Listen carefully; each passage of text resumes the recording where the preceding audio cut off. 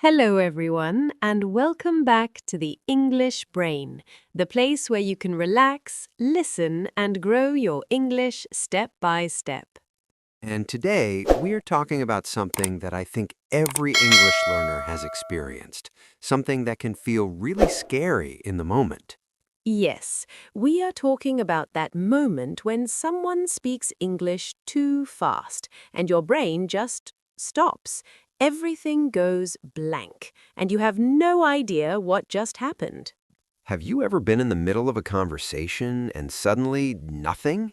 The other person is talking, but your brain cannot catch a single word. And the worst part, you smile, you nod, you pretend you understood everything, but inside you are completely lost. If that has happened to you, you are not alone. And today, we're going to talk about why this happens and what you can actually do about it. In a few minutes, we're going to share a simple technique that can completely change how you feel in those moments, so stay with us. But first, I want to say something very important. If your brain has frozen like this before, it does not mean your English is bad. It does not mean you are failing. It means your brain is doing something very specific, and once you understand it, everything starts to make much more sense. Let's start with a story, a real one. Please. A few months ago, I needed to call my bank. Just a simple call. I needed to update some information, nothing complicated. I told myself, this is fine. I do this kind of thing now. My English is good enough. And let me guess, it was not fine. It was not fine at all. The person on the phone picked up and immediately started speaking very fast. Their name, their department, an ID number, a security question, all in about 8 seconds. 8 seconds, that is so fast. And by the time they finished saying their name, I was already gone. My brain had left the building. What did you feel in your body at that moment? Because I think people do not talk about the physical side of this enough. It is very immediate. Your heart goes faster, your stomach feels a little sick, and this wave of stress just washes over you before your brain has even had time to think. And that's actually the key to understanding what is happening. That feeling, that's your stress response. Your body goes into alert mode. And here's the problem. When you're stressed, your brain becomes less efficient at understanding language. So you panic because you don't understand, and then the panic makes you understand even less. Exactly. It's a cruel cycle. And it's not your fault. It's just how the brain works. So, what did I do in that moment? I said, sorry, could you repeat that? Which is good, that's the right move. But even after they repeated it, I only caught about half, because now I was so inside my own head, I couldn't absorb anything properly. You were so busy being stressed about not understanding that you were not actually using your brain to understand. Exactly. And eventually I said, I'm sorry, could you speak a little more slowly? And they were completely kind about it. No problem at all. But I still felt embarrassed for the rest of the day. And that embarrassment, that's often the bigger problem. You can recover from missing a word. It's much harder to recover from feeling like you failed in front of someone. Yes, the emotional weight of this is real, and it matters, and it can hold you back if you let it. Let's talk about why fast speech is so hard, because it's not just that people are speaking quickly, it's what speed does to the sounds. Yes, when people speak fast, sounds change, words blend together, syllables disappear. Words that you know perfectly well, they become almost unrecognizable at full speed. For example, want to becomes wanna, going to becomes gonna, did you becomes something like didya. These are normal sounds in real English conversation. And if you've only learned English from slow, clear recordings from a classroom or a textbook, real conversation can feel like a completely different language.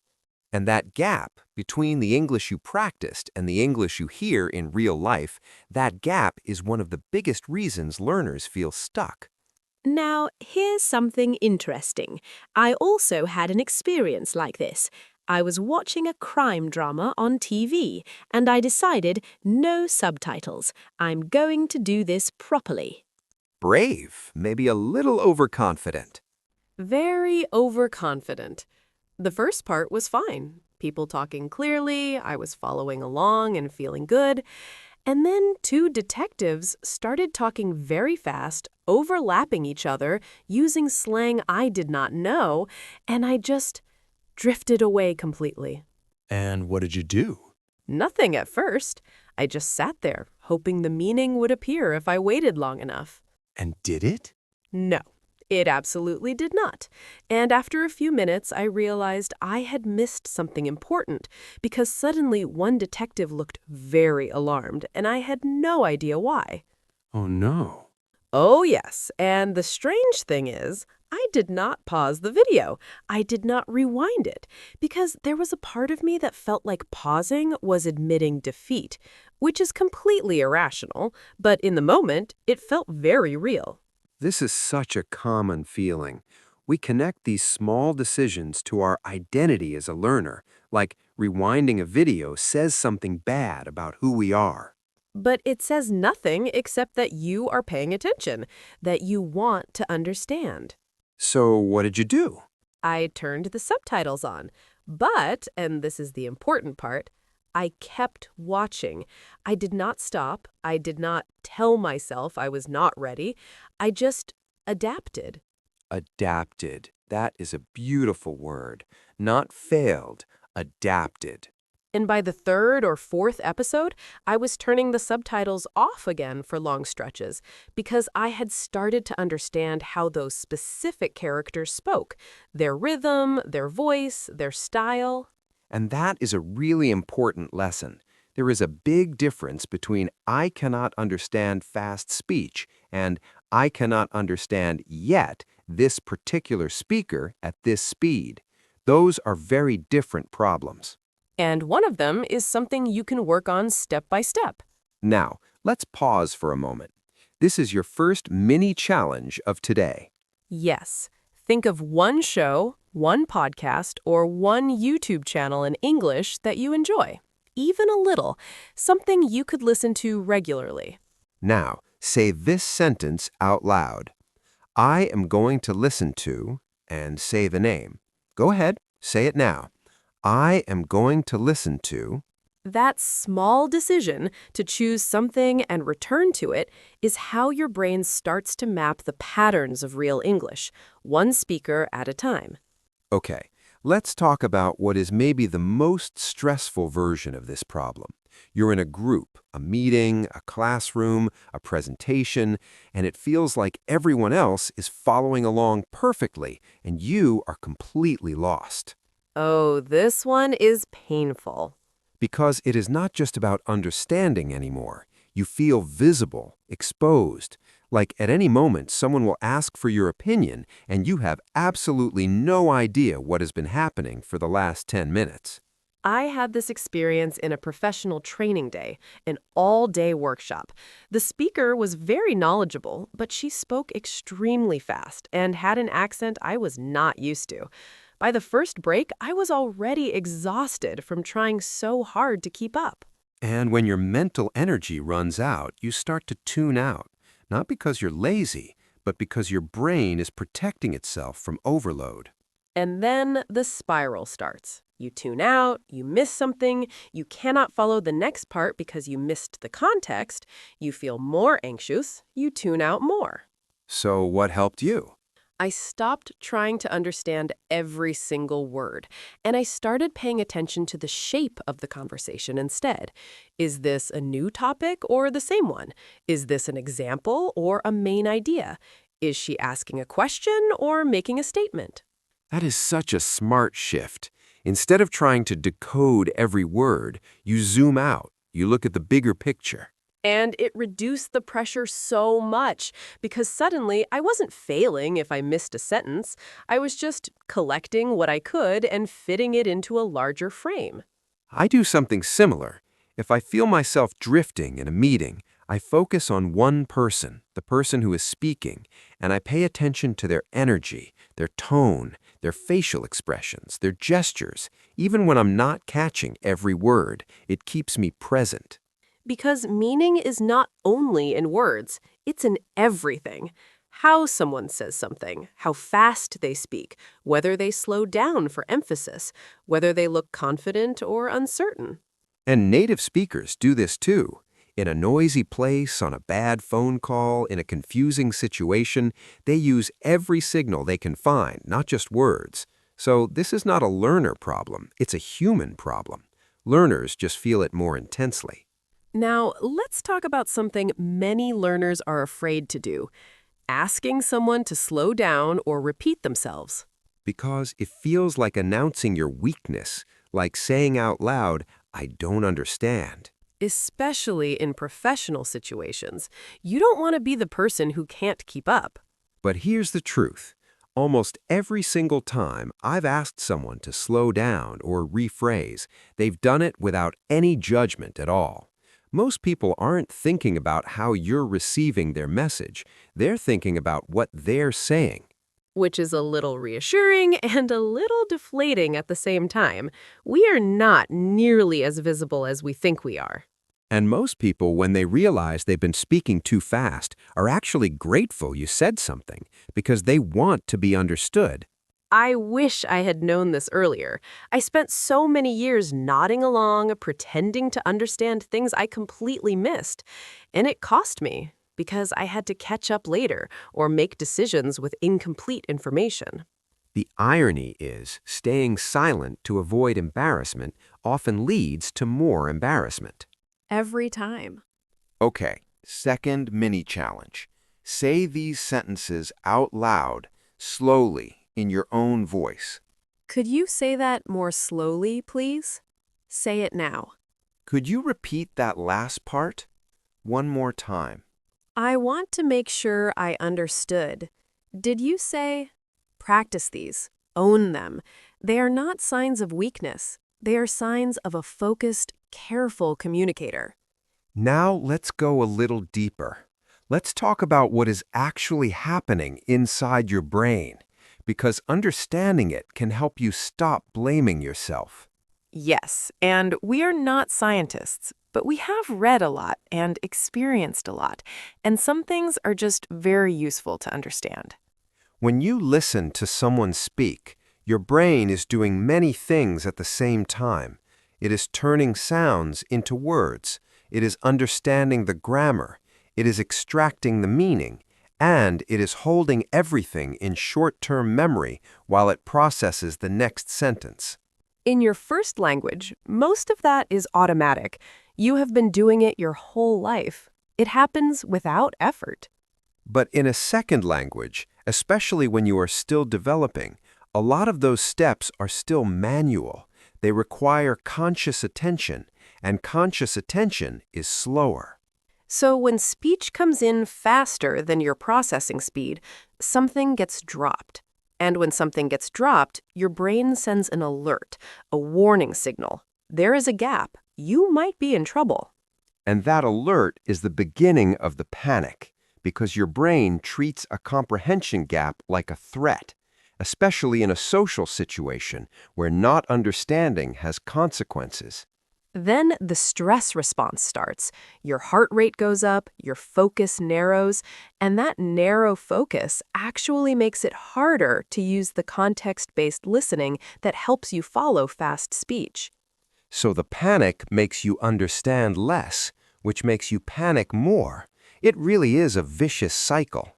And for years, I thought, I just need to know more words. I need to study more. I need to be better. But that was not really the full picture. Vocabulary helps, yes, but a huge part of this challenge is training your nervous system to stay calm when you do not understand everything. And that is a completely different kind of practice. And it is practice that most language courses simply do not include. We drill grammar, we memorize vocabulary, but we almost never practice the experience of not understanding and staying composed.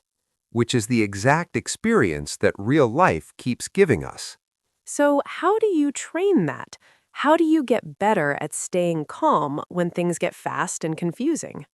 The most effective thing for me has been deliberate listening at a slightly uncomfortable level. Not content that is so fast you understand nothing, that is just demoralizing, but content where you catch maybe 70 or 80%, and there are still moments where you lose the thread.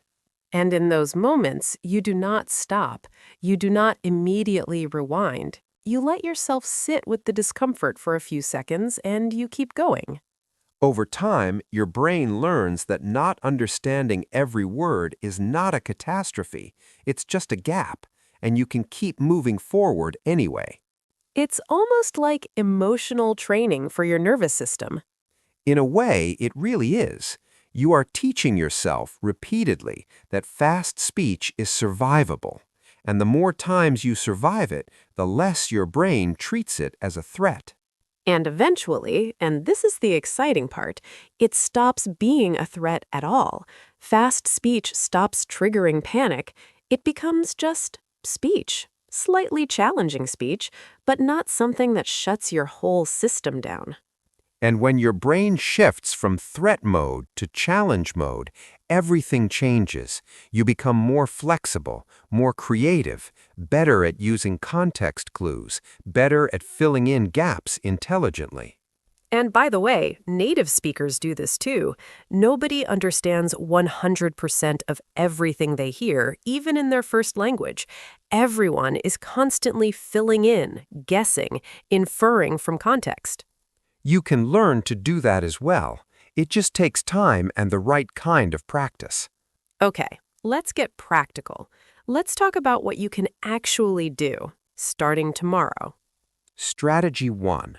I call it the anchor technique. Instead of trying to catch every single word, you focus on the key content words, mostly nouns and verbs. Let the small words go past. The meaning is almost always in the nouns and verbs. And this is actually closer to how your brain naturally processes language when it's working well. You're just learning to do it consciously in English. Strategy 2. Build your tolerance for not knowing. Many learners, when they hit a word they don't recognize, stop. They fixate on that word. And while they're stuck on that one word, the conversation moves on and they miss the next 3 sentences. It's completely okay to not know a word and just keep going. In fact, it's necessary. The conversation doesn't wait for you. Strategy 3. Prepare before high-pressure situations. If you know the topic of a meeting or class in advance, spend 5 minutes before it activating vocabulary in your mind. Think about the words that are likely to come up. Imagine how the conversation might go, because words that are already warm in your mind register much faster when you hear them. Strategy 4. Speak up, but be specific. Don't just say, "Sorry, can you repeat that?" Instead, say exactly what you need. Could you say that more slowly? Or, "I caught the first part. Could you explain the second part again?" This shows you're listening carefully, and it makes it easier for the other person to help you. And strategy 5, and this is about what not to do. The advice, "just relax," is not very helpful. Telling someone in a panic to just relax is like telling someone falling to just not fall. The panic is already happening. Just relax doesn't give you anything to do with it. What is more useful, give your brain a specific task. Breathe slowly. Find one anchor word. Zoom out and look at the shape of the conversation. Redirect the energy. Because that respects the fact that the panic is real. You're not pretending it's not happening. You're just channeling it into something more useful. Now let's talk about the bigger picture. because all these strategies are tools for managing the panic when it happens, but the real goal, over time, is to reach a place where fast speech doesn't trigger that response at all.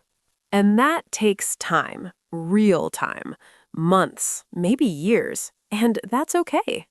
A lot of people feel like they should already be past this, like if they're still struggling with fast speech, something has gone wrong. Nothing has gone wrong. You are exactly where most learners are at this stage. The thing that helped me most was changing what I measured as success. For a long time, I measured success by whether I understood everything, and by that measure, I was always failing. So I changed my questions. Did I follow the main idea? Did I contribute to the conversation? Did I feel a little less panicked than last time? Those became my measures of progress. And suddenly, progress felt real, visible, possible.